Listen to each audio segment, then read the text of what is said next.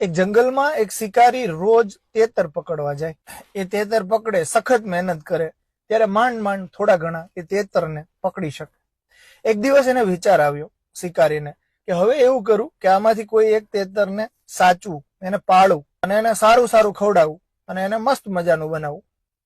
શિકારી આઈડિયા અપનાવ્યો અને એક તેતરને ઘરે લઈ ગયો અને એને માર્યું નહીં, એને સાચવ્યું અને એને કાજુ, બદામ, પિસ્તા જે વાનગીઓ હોય બધી ખવડાવી. તેતરને મજા પડી ગઈ કે અરે વાહ, આ તો મફતનું ફોગટનું ખાવાનું મળે છે.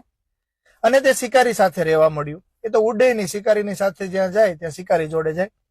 આમ કરતા કરતા શિકારી રોજ તેને જંગલમાં લઈ જાય. જંગલમાં લઈ જાય અને શિકારી એક ઝાડ બિસાવી દે અને ઝાડ ઉપર આ તેતર જે એનું પાળેલું હતું એને મૂકી દે.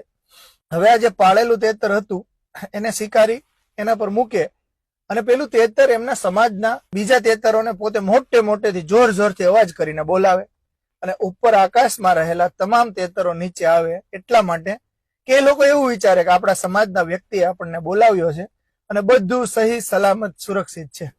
એટલે ટોળા ને ટોળા ઉતરે અને શિકારીની જાળમાં ફસાય છે. આ શિકારી એ બધાને મારી નાખી અને પકડી અને પોતાના ઘરે લઈ આવે અને પેલું પાળેલું તેતર છે એ શિકારીના ખંભા પર બેસી જાય અને રોજે રોજ આવું થતું રહે.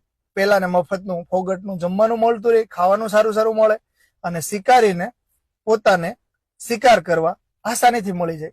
મિત્રો, સમાજમાં પણ આવું જ છે. આપણા આસપાસ આવા ઘણા તેતર રહેલા છે જે નેતાઓની ગુલામી કરે છે. ચૂંટણીઓ આવે એટલે આવા તેતરો સમાજની નજીક આવે અને સમાજને કહે ચાલો ચાલો ચાલો, અને ભોળો સમાજ ઉપડે ખંભે